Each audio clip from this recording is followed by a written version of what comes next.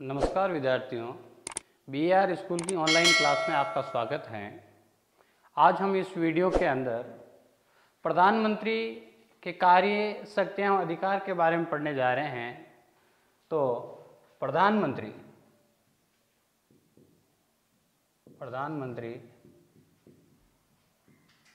के कार्य, अधिकार एवं शक्तियाँ। तो प्रधानमंत्री के कार्य, अधिकार एवं शक्तियाँ हम पढ़ने जा रहे हैं। तो देखिए, संस्थात्मक जो शासन व्यवस्था है उसके अंतर्गत प्रधानमंत्री ही संविधान के भवन रूपी वर्तखंड की मुख्य शिला होती है। यानी प्रधानमंत्री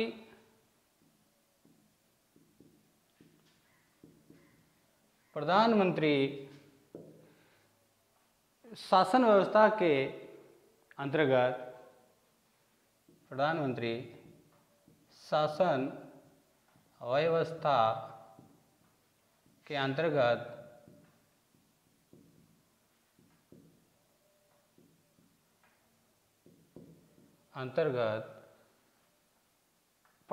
संविधान रूपी भवन संविधान रूपी भवन की मुख्य शिला होती है। देखिए, प्रधानमंत्री शासन व्यवस्था के अंतर्गत संविधान रूपी जो भवन है उसकी मुख्य शिला होती है।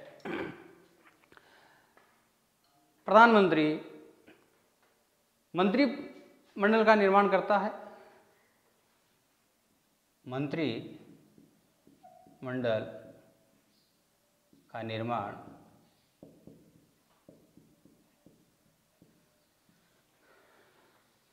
प्रधानमंत्री राष्ट्रपति से शपथ ग्रहण करने के बाद में मंत्रिमंडल का निर्माण करता है। प्रधानमंत्री तय करता है कि मंत्रिमंडल में संविधान के दायरे के अनुसार कितने मंत्री होने चाहिए, कौन कौन से मंत्री होने चाहिए। तो मंत्रिमंडल का जो निर्माण है करने का जो अधिकार है वो प्रधानमंत्री का है। प्रधानमंत्री तय करता है कि कितने मंत्री होने चाहिए और कौन कौन से मंत्री होने चाहिए। प्रधानमंत्री मंत्रियों के विभागों का बंटवारा भी प्रधानमंत्री करता है।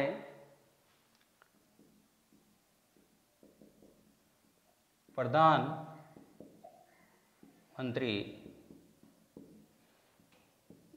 मंत्रियों के विभागों का बंटवारा एवं परिवर्तन करता है।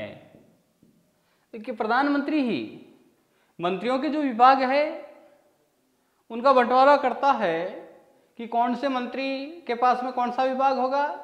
तो ये जो तय करने का अधिकार है वो प्रधानमंत्री का है। और मंत्रियों के विभागों को वापस परिवर्तन करने का जो अधिकार है वो भी प्रधानमंत्री के पास में है। तो प्रधानमंत्री ही मंत्रियों के जो विभाग है उनका बंटवारा करता है और उसके विभाग को वापस जो है परिवर्तन या परिवर्तित करता है। तीसरा जो अधिकार है मंत्रिपरिषद का कार्य संचालन। मंत्री परिषद का कार्य संचालन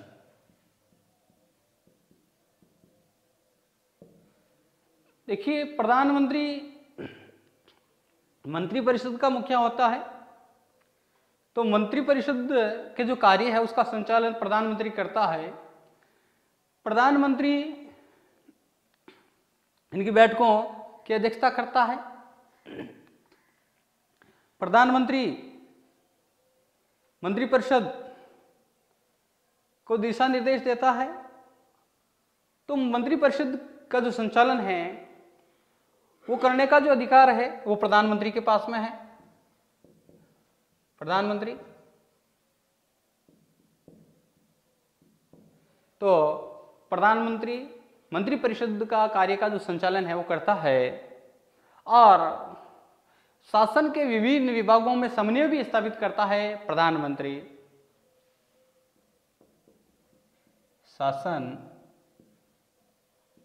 के विभिन्न विभागों में समन्वय करना। देखिए, मंत्री परिषद का मुखिया प्रधानमंत्री होता है। इसके चलते शासन के अंदर जो विभिन्न विभाग है उन विभागों के अंदर समन्वय यानी तालमेल बैठाने का जो कार्य है वो प्रधानमंत्री करता है।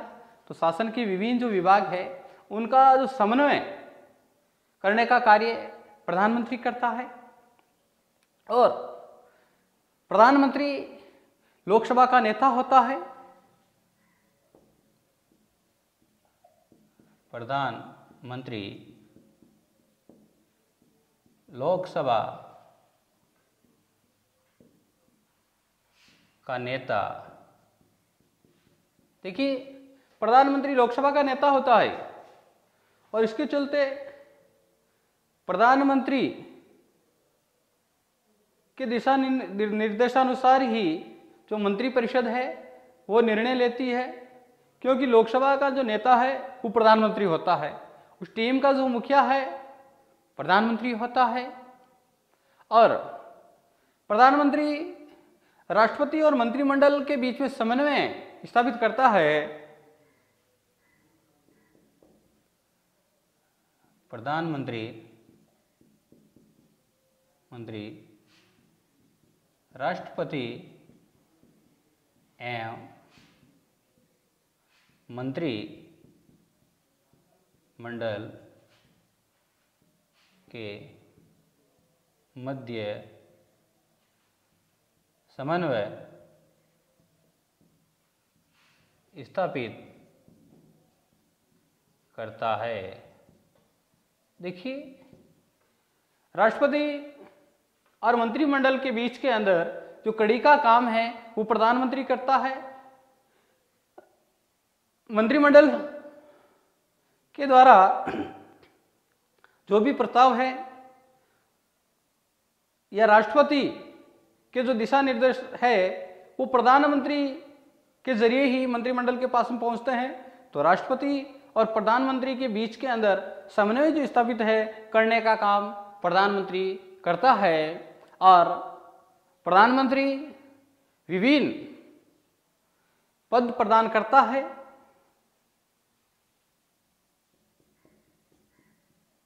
प्रधानमंत्री विभिन्न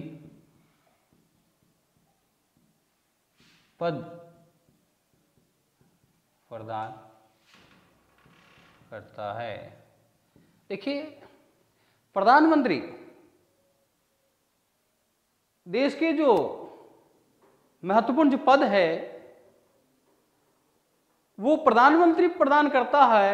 हमने पहले भी देखा था कि देश के जो मुख्य पद है उसके ऊपर नियुक्ति राष्ट्रपति करता है, लेकिन राष्ट्रपति प्रधानमंत्री के दिशानुसार उनकी नियुक्ति राष्ट्रपति करता है। तो कह सकते हैं कि जो विभिन्न पद है वो प्रदान करने का कार्य प्रधानमंत्री करता है और प्रधानमंत्री के दिशानुसार राष्ट्रपति उसको नियुक्त करता है। तो ये थे प्रधानमंत्री मंत्रिमंडल का निर्माण करता है। प्रधानमंत्री मंत्रियों के विभागों का बंटवारा एवं परिवर्तन करता है। मंत्रिपरिषद का कार्य का संचालन प्रधानमंत्री करता है। शासन के विभिन्न विभागों में समन्वय स्थापित करने का काम प्रधानमंत्री करता है। प्रधानमंत्री लोकसभा का नेता होता है। प्रधानमंत्री राष्ट्रपति एवं मंत्रिमंडल के मध्य समन्वय स्थापित करने का काम करता है और प्रधानमंत्री विभिन्न पद प्रदान करता है। तो अब हम परिषद के बारे में पढ़ने जा रहे हैं।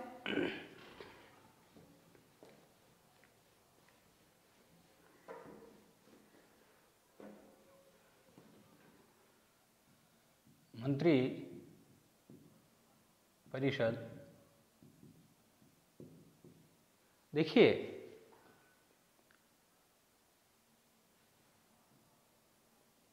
मंत्री परिषद हमारे संविधान के अंदर अनुच्छेद 74 में कहा गया है कि राष्ट्रपति के शासनकाल में या उनके शासन में सहयोग करने के लिए, सहायता देने के लिए एक मंत्री परिषद होगी। तो हमारा अनुच्छेद 74 कहता है, अनुच्छेद 74 के अनुसार राष्ट्रपति, देखिए ध्यान दें कि अनुच्छेद 74 के अनुसार राष्ट्रपति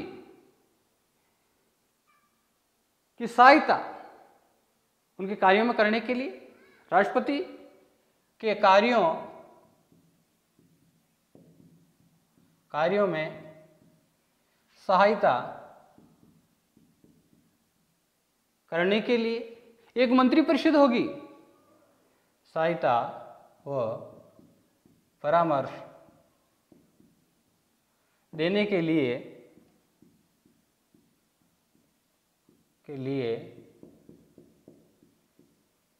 एक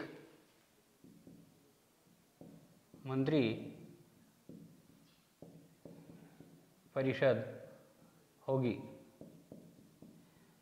तो संविधान के अनुच्छेद 74 में कहा गया है कि राष्ट्रपति के कार्यों में सहायता एवं राष्ट्रपति को परामर्श देने के लिए एक मंत्री परिषद होगी। तो मंत्री परिषद में नंबर 1 प्रधानमंत्री की नियुक्ति,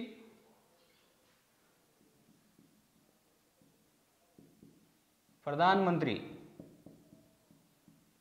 की नियुक्ति,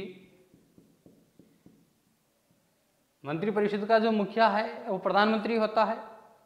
तो अनुच्छेद 75 में कहा गया है, अनुच्छेद 75 के अनुसार प्रधानमंत्री की नियुक्ति की जाती है राष्ट्रपति के जरिए। तो प्रधानमंत्री की नियुक्ति कौन करता है? राष्ट्रपति। और प्रधानमंत्री के द्वारा मंत्रियों का चयन किया जाता है।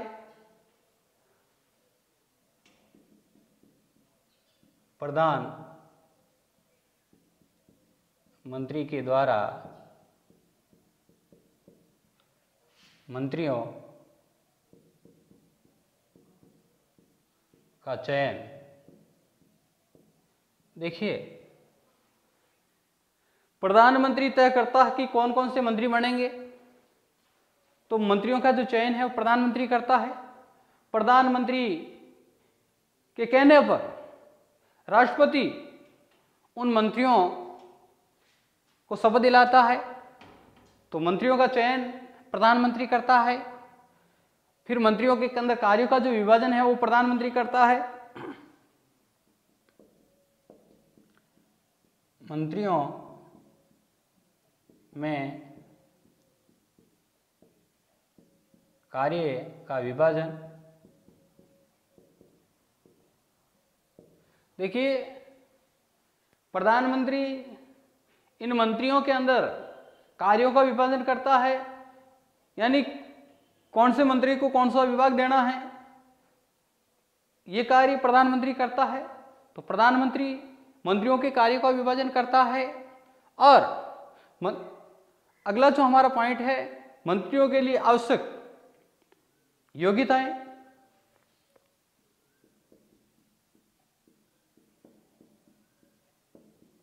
मंत्रियों के लिए आवश्यक योग्यताएं, तो देखिए मंत्रियों के लिए आवश्यक योग्यताएं कौन कौन सी होनी चाहिए। तो मंत्रियों के लिए आवश्यक योग्यताएं जो दोनों सदनों के लिए आवश्यक योग्यता है वो सेम योग्यता है, यानी लोकसभा और राज्यसभा के लिए जो योग्यता है, यदि उस योग्यता को मंत्री पूरा करता है तो वो मंत्री बन सकता है। यदि कोई मंत्री किसी सदन का सदस्य नहीं है तो उनको 6 माह के अंदर किसी भी सदन का सदस्य उनको बनना पड़ेगा। तो मंत्रियों के लिए आवश्यक योग्यता लोकसभा और राज्यसभा के लिए जो योग्यता चाहिए वो योग्यता सेम है, यानी वो भारत का नागरिक होना चाहिए, वो दिवालिया नहीं होना चाहिए, वो पागल नहीं होना चाहिए, वो किसी लाभ के पद पर नहीं होना चाहिए। और यदि वो किसी सदन का सदस्य नहीं है, ऐसी स्थिति के अंदर मंत्री बनने के 6 माह के भीतर उनको किसी भी सदन का सदस्य बनना अति आवश्यक होगा। और यदि किसी सदन का सदस्य नहीं बनता है तो उनको 6 माह बाद में वो पद त्यागना पड़ता है। और फिर मंत्रियों के द्वारा शपथ,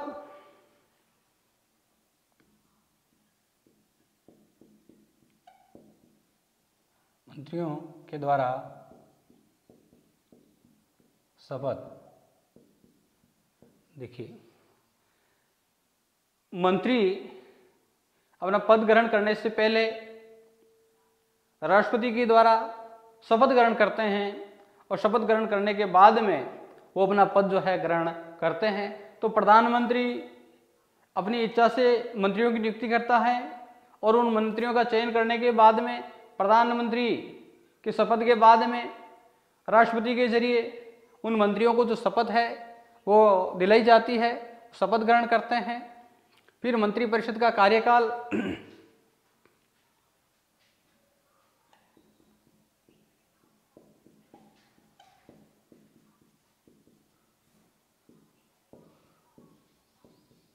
मंत्रिपरिषद का कार्यकाल, हालांकि मंत्रिपरिषद का कार्यकाल निश्चित नहीं होता है, मंत्रिपरिषद का कार्यकाल निश्चित नहीं होता है, लेकिन ये 5 साल के लिए, कितने साल के लिए, 5 साल के लिए वो चुने जाते हैं। इनका कार्यकाल हालांकि तय नहीं होता है, समय से पहले ही इनको पद से हटाया जा सकता है या सदन भंग होने की स्थिति के अंदर इनको भी अपना जो पद है वो त्यागना पड़ता है। फिर मंत्रियों की श्रेणियां,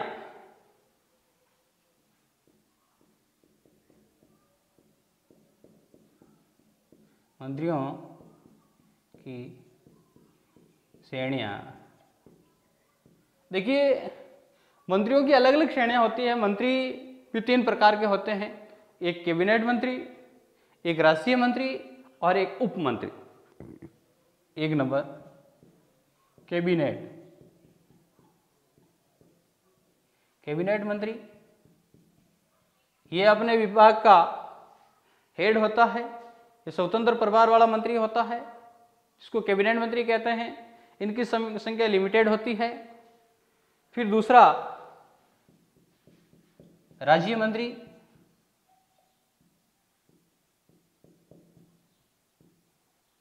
और तीसरा है उप मंत्री,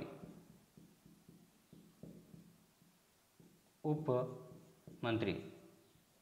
देखिए मंत्रियों की श्रेणियां, कैबिनेट मंत्री, राज्य मंत्री और उप मंत्री। धन्यवाद।